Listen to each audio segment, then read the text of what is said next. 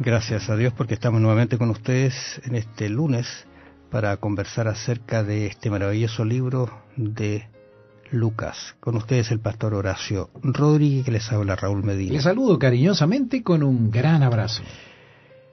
Seguimos ahora investigando lo que Lucas nos dejó escrito de alguna manera muy maravilloso, muy puntual, con una secuencia interesante. ¿Sabe? Antes que me olvide, quiero mandar un saludo a Horacio.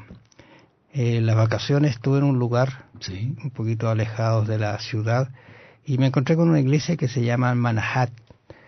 No, me pilló el nombre porque no lo había visto, pero ese nombre significa lugar de reposo. Fueron muy amables con mi persona y prometí mandarles un saludo y lo hago en este momento. Gracias por las atenciones recibidas de ese lugar, una iglesia muy hermosa, pequeña, y allí hay fervientes hermanos que se reúnen a adorar todos los sábados también. ¿Cómo lo hacemos en todo Chile? El problema que vamos a tener ahora es que nos van a empezar a reclamar saludos de todas partes, ¿eh? Porque tenemos auditores del extranjero también, de distintos países, a quienes queremos también saludar. Bueno, por mucho cariño por la internet, ¿no es cierto? Nos llegan quizás muchos correos todos así. Aquellos que nos escriben los correos. Le vamos a dar un saludo abierto a todos los que nos llegan. Muchas gracias por la atención. Y además que nos ayudan también, porque cuando hay algún problemita ahí en internet, inmediatamente nos dicen esto no está saliendo, que falló el audio o alguna cosa. Y para que sepas, ayuda. Esta radio está saliendo en realidad para muchas partes, de hecho ya lo hemos verificado, y agradecemos a Dios por estas ondas radiales que están llevando el mensaje, como dice, a todo el mundo. Así es. Bueno, aquí en el estudio de este día, el concepto o la idea de Lucas es colocar las cosas en orden y empieza con Juan, el llamado de Juan. ¿Y quién es Juan? No es un Juan cualquiera, no es el Juan el teólogo, sino es Juan el Bautista. Y lo introduce ahora en unas frases que me parecieron, fíjate, como uno, a pesar de que ha leído, vuelve a renacer en algunas cosas. Dice, hubo en los días de Herodes, rey de Judea, un sacerdote llamado Zacarías, de la clase de Abías. Su mujer era de las hijas de Aarón y se llamaba Elizabeth. O sea, nos da hay una serie de datos aquí muy importantes que se están dando. El hecho, por ejemplo, de Herodes, el hecho de que era Zacarías, nos sitúa en el tiempo, y nos coloca en el tiempo, y también el hecho de que sea de las hijas de Aarón. O sea, estaban cumpliendo, ¿no es cierto?, la orden que desde Aarón iban a ser las personas, o los nacidos de su descendencia iban a ser los que iban a ministrar en el templo, y todo esto si Zacarías era sacerdote, debía ser de la línea de Aarón, claro, precisamente. Exactamente. Entonces, ahora, todos antecedentes muy válidos para que la historia, con la historia ratifiquemos que lo que está contando Lucas es verdad, es real.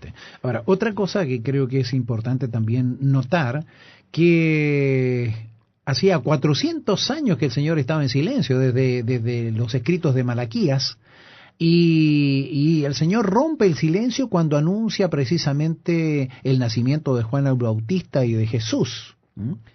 Y con eso ya comienza nuevamente el Señor a entregar su conducción, diríamos, las instrucciones, y toma nuevamente contacto, aunque no podemos decir de que él en alguna oportunidad lo perdió, pero hubo un silencio en cuanto a las escrituras, y aquí nosotros vemos que Zacarías, cuando entra a ministrar es importante también notar que los sacerdotes, como eran tantos, tenían un momento en que ellos solamente podían ministrar. Habían algunos sacerdotes que ministraban solamente una vez en la vida en el santuario.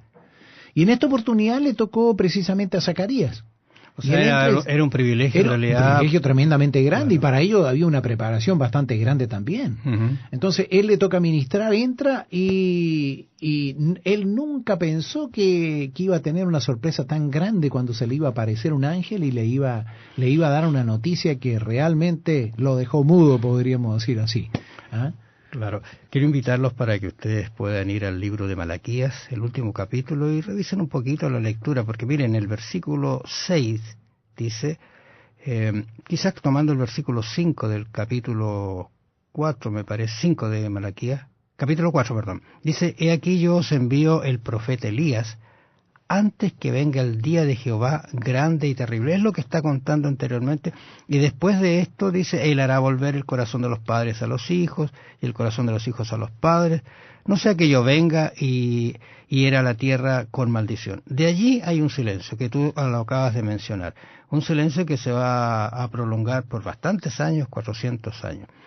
Hubo algunas interpretaciones en relación a este último texto, pensando que una de ellas era que quizás Elías iba a volver nuevamente, ¿no es cierto?, a hacer su labor, su trabajo. Es Elías que hizo reformas tan fundamentales.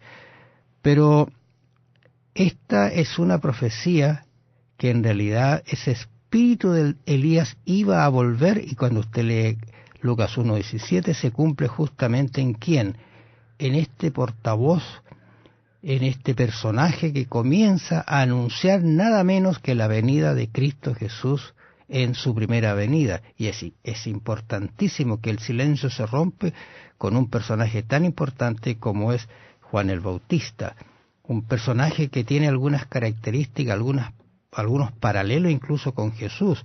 Por ejemplo, era padre devotos, según lo hemos visto, nacimiento anunciado por Gabriel, concepción sobrenatural. Recuerdas tú que la mujer dice que tenía dos características, que era estéril y de mucha edad avanzada, y Jesús era joven la dama, pero no había tenido contacto con varón, o sea, todo sobrenatural.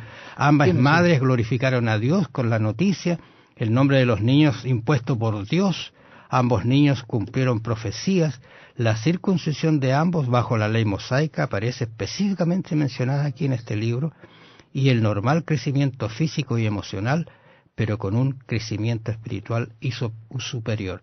O sea, este Elías, voy a decirlo así, este Juan el Bautista cumplió la profecía del último versículo del libro de Malaquías. Este es el que se llamará Juan. Bueno, y tenemos que decir de que Juan tuvo la misión de prepararle el camino al Mesías. Él preparó a la gente en su predicación, él iba llevando a la gente a esta verdad y preparándolo porque vendría ese Mesías. Claro. Y gracias a ello hubieron gente que estaba preparada. Imagínate que los que debieran haber estado preparados no lo estuvieron, porque cuando llegan los magos ahí a preguntar y Herodes manda a buscar a aquellos que conocían las Escrituras, ellos sabían bien dónde iba a nacer el Mesías, y tendrían que haber sabido también el momento en que iba a nacer, porque la profecía lo decía. Bueno, y de hecho tú recuerdas que yo enseguida dije, sí está escrito, o sea... Más tuve el Efrata pequeña para estar... Y ellos conocían eso, pero no estaban preparados. Eso es lo tremendo del caso. ¿Ah? O sea, tú puedes tener todo como ahora, nosotros tenemos acceso a la Biblia por internet, la tenemos en nuestras casas, tenemos nuestra responsabilidad es mayor hoy día. Es mayor porque el conocimiento también es mayor y nos aventaja en un sentido que ya la historia es pasada, es conocida, es ratificada, como lo hemos visto. Amados oyentes, nos vamos a encontrar mañana en una nueva edición de su programa Diálogo Bíblico. Bendiciones. La misión y el mensaje de Juan era preparar al Señor un pueblo bien dispuesto.